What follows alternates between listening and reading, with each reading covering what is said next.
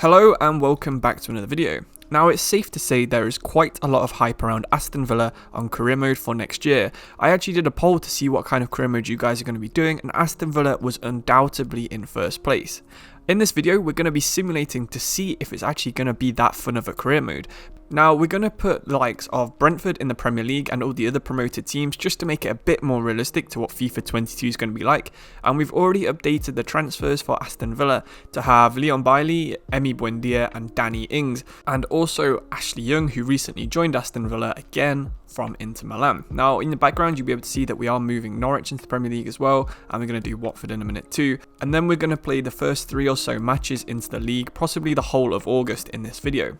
It's going to be pretty exciting, and hopefully it gives you a nice insight into what kind of strategies and what kind of tactics you'll need to incorporate when you are taking over Aston Villa, if you are one of the many people who are going to plan to do an Aston Villa career mode next year. Now we've turned off the first transfer window because we know we're already a year behind, we can't be making more transfers on top of these, but still I think some of the AI teams did manage to actually make transfers. I think Jordi Alba was at Arsenal for example, which made my life a lot more difficult than it should normally have been. But first thing we're going to be doing is going into our squad hub, and we're going to make Buendia an attacking midfielder. He gains an overall rating by doing this, and I think it's also the most representative of where he actually played for Norwich last season when I saw them playing my team, Nottingham Forest. So let's get into the team. Let's have a look who we've got. So we've got Ashley Young right there, we've got Buendia, who are going to be playing through the middle of the 3. We've got Ings going up front instead of Watkins, and then we have Bailey playing on the right wing. We still do have a bit of a hole at left wing. We're going to be playing El Ghazi there and Traore off the bench. We're going to eventually try and train Ollie Watkins up to be that left winger. I think he did play there a couple of times for Brentford in the Championship as well, I seem to remember.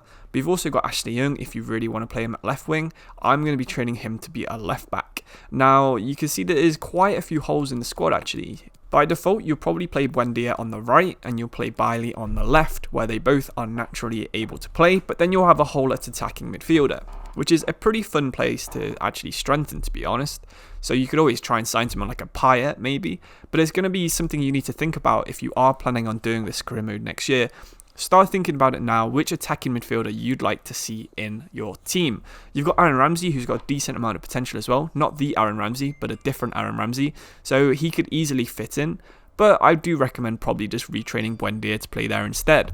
Thanks to the magic of editing, we're already at our first match, and you can see Emiliano Buendia's had a very good pre-season. 4 goals in 3 games is something you always want from your new signings, especially in pre-season. We had a pretty tough competition. But speaking of tough games, we're here against Tottenham Hotspur for the first match of the Premier League season. Hopefully Danny Ings, Leon Bailey and Buendia can fire us to glory in our first game.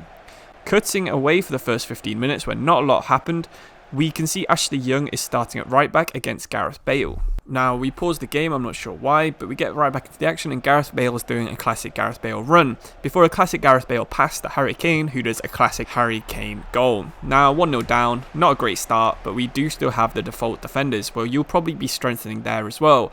Really, they've only strengthened on the wings and up front, which while being exciting to see this talent come into the Premier League, isn't actually going to make too much of a difference when you're playing against these better clubs. Of course, you've got a bit more pace because Bailly's got 90 pace compared to Grealish's something like 78, I think. But Danny Ings is going to make a difference when he's going through on goal like that. And unfortunately, he's done the worm. Yeah, what a way to introduce yourself to the whole end by doing the worm in front of them. He's going to have another chance here after a rebound, but Alderweireld is going to beat him in the air. Maybe you're going to need a striker who's a bit better in the air. Of course, you do have Wesley on the bench, who is decent, but you might want to invest in a more traditional target man, someone in the mould of an Andy Carroll, but obviously not Andy Carroll because he's a bit injury prone. Harry Kane showing that his target man ability's there, pretty good, but his finishing not as good as it would be in real life, and we've weathered that storm. You can really see this as the story of this first match. Tottenham dominating us in midfield, Tottenham on the ball, Tottenham playing it through to Harry Kane missing one-on-ones. But Son, unfortunately for us, does not miss. No, they've got 2 players of that kind of finishing ability that we've probably only got Ings who can finish at that level. There's no chance that Buendia and especially Bai are going to be on the level as someone like a Son, especially not in their first season. Maybe if they have 2 or 3 really good seasons in the Premier League, they could get that kind of potential, but not straight away. So I think a lot of people really are overhyping these transfers for Aston Villa, especially on FIFA.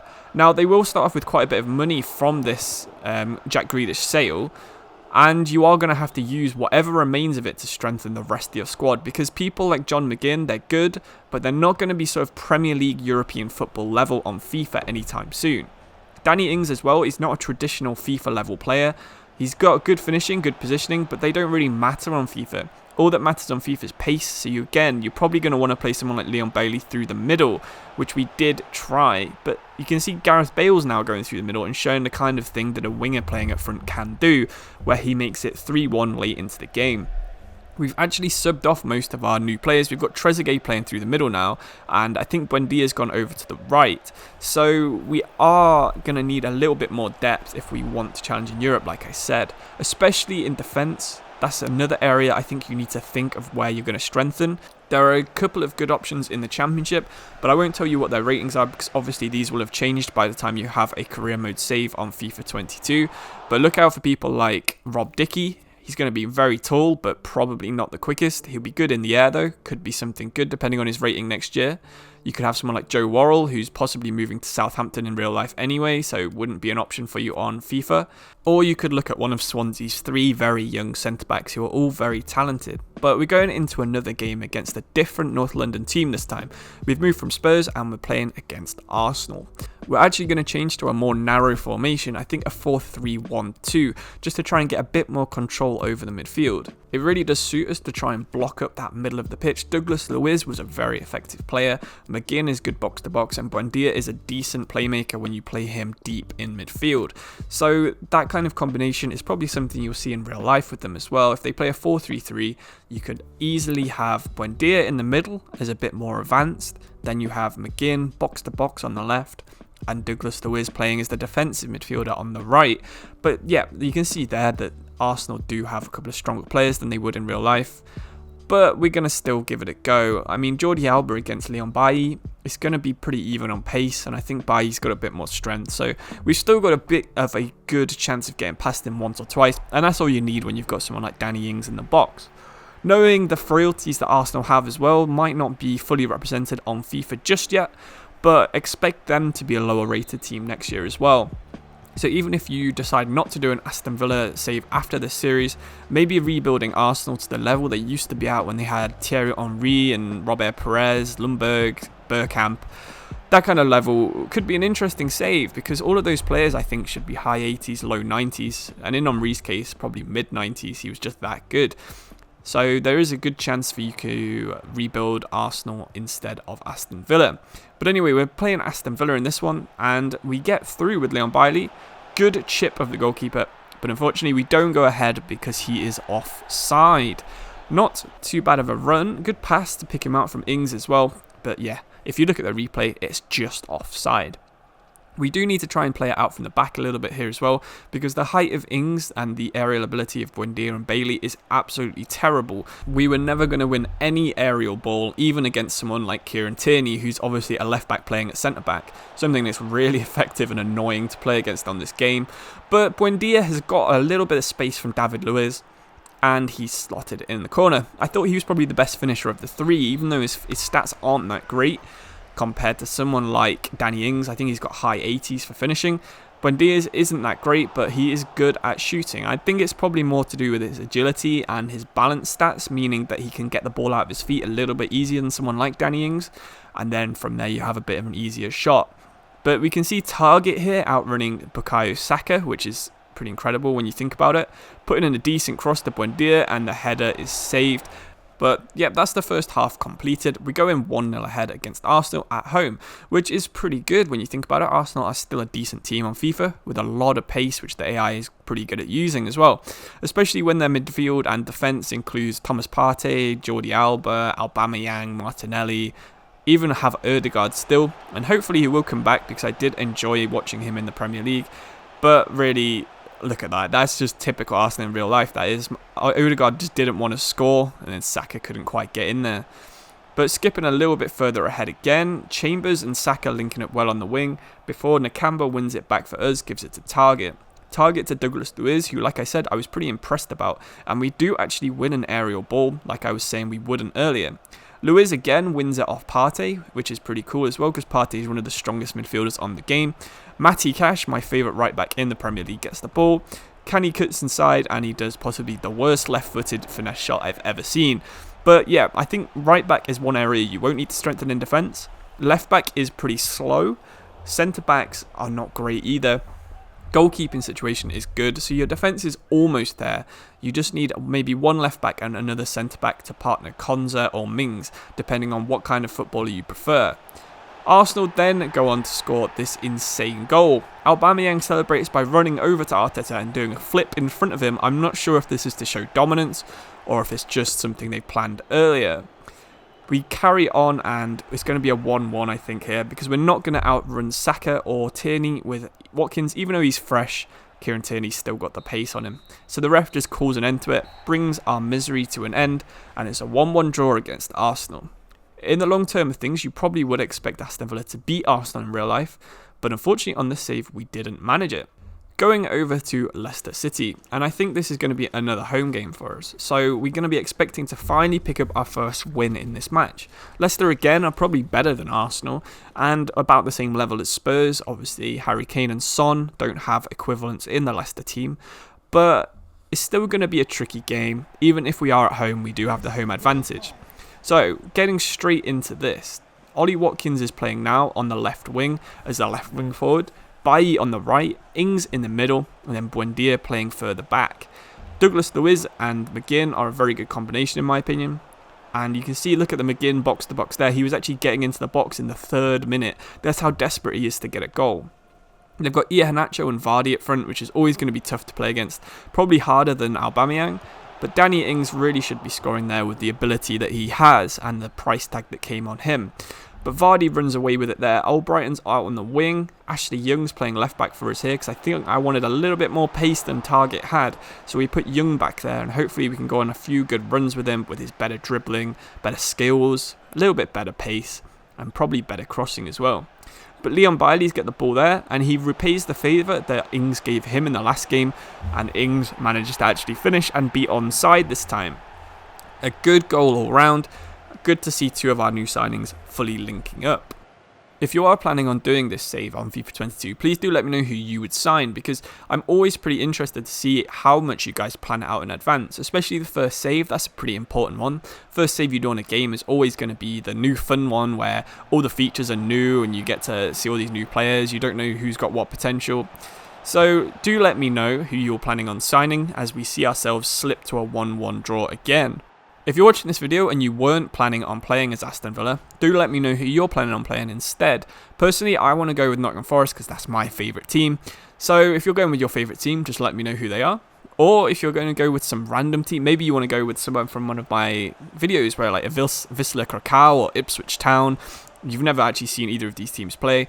Do let me know, because I would love to know if I'm influencing the kind of players and teams that you guys are using. Yet again, Ings has missed a pretty easy one-on-one, and you can see our Mr. Manager character is not very happy with that. Really, it should be probably 3-1, maybe 4-1, depending on the chances. But that's a bit of a reckless tackle from Douglas Luiz, and he'll go into the book. So we'll have to ease off on our challenges for the rest of the game so we don't end up with 10 men. Something that Aston Villa will want to not happen in real life as well. Maddison's really good at free kicks on FIFA, especially with the AI. And they do nearly manage to score despite the distance. Brendan Rodgers looking a little bit pensive there that didn't go in. So Ashley Young now pushing forwards a little bit, with Douglas Luiz still playing even though he's on a yellow and it's the 77th minute. We nearly managed to get through there with Ings, but Vardy turns around. Good tackle from Konza. I really do like Konza. I think I prefer him to Mings. He's just got a bit of a better body type despite being a bit shorter. So Watkins is now dribbling around. We've got El Ghazi playing on the wing, Traore on the other wing, and Buendia is playing through the middle now. So you can see we've taken off both Ings and Bailly. They don't really have the best stamina, especially with the way Aston Villa play by default, where they do like to not retain too much stamina. They just burn it all by pressing, especially someone like John McGinn, who's got really high stamina. It seems like the system's built for players like him and not people like Danny Ings and Leon Bailey, who both have pretty low staminas, to be honest. But in the last couple of minutes here, we're going to try and see it out for another draw. And you can see we've played 3 games and we've got 2 points from it. To be honest, they were pretty tough games, and this is going to be a pretty easy game because it's Wickham in the cup.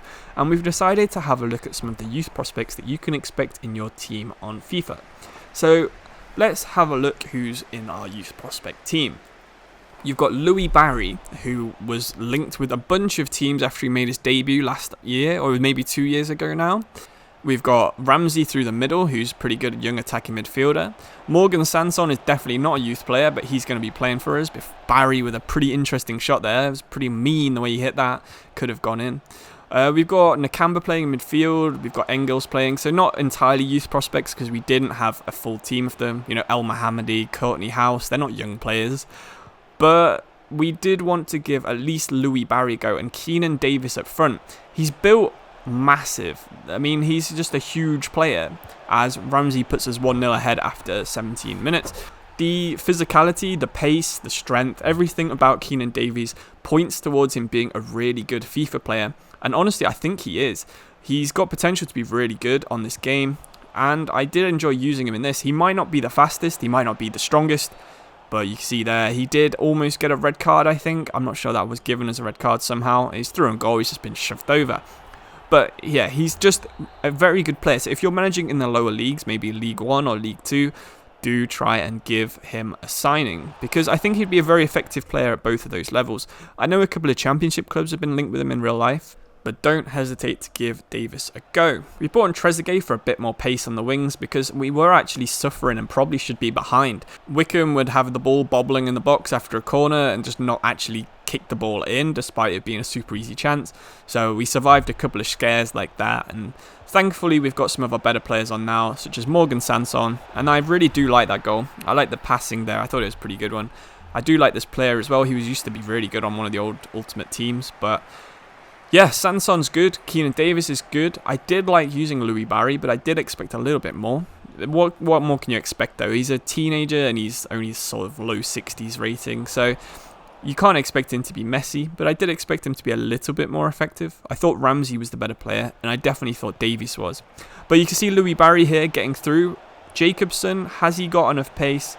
He's just had a shot from a wide angle, and it's an easy save. In the last couple of minutes, we're 2-0 up, so we are just trying to basically reserve stamina of some of these young players and just keep the player average ratings up so they develop a little bit better. But we've got Nakamba. He's been a bit of a destroyer in midfield. You can see there he's destroyed a little bit too hard though and given away a free kick on the edge of the box. You know how the AI are with free kicks, and they've got their centre-back Jacobson over it, and they've just brought on Akinfenwa if you look at the top. So they just put it straight in the corner. Now that guy, I don't think he's got great free kicks, and really we have our first choice goalkeeper in goal still, so I'm not sure what's going on there. A couple of minutes later, corner, and they finally do actually just head it in. I mean, what an annoying goal. This is an annoying game, to be honest, this one. But yeah, straight to penalties. So we saved the first one, thankfully. Trezeguet's on the second one, slots it home, easy, good penalty that one. McCleary, ex-Forest and Reading player, straight down the middle. Another good penalty, but we've dived out the way of it. Now Wesley, brought him on, bit of target man up front, good finish. Can Martinez save Akinfenwa's penalty? So he's just tried to hit it with too much power. He's got too much strength that he's tried to break the goal, and it's not quite come off. Morgan Sanson scored in normal time, and his chip was saved in penalty shootout. We got Fred Onyedema, who hits the post and out. So we need to score this one. Allsop's got a real face, which is pretty cool. Ollie Watkins, of course, was in the England squad for the Euros. Gets saved by Allsop, a goalkeeper who now plays for Derby County, I believe, at the bottom of the championship.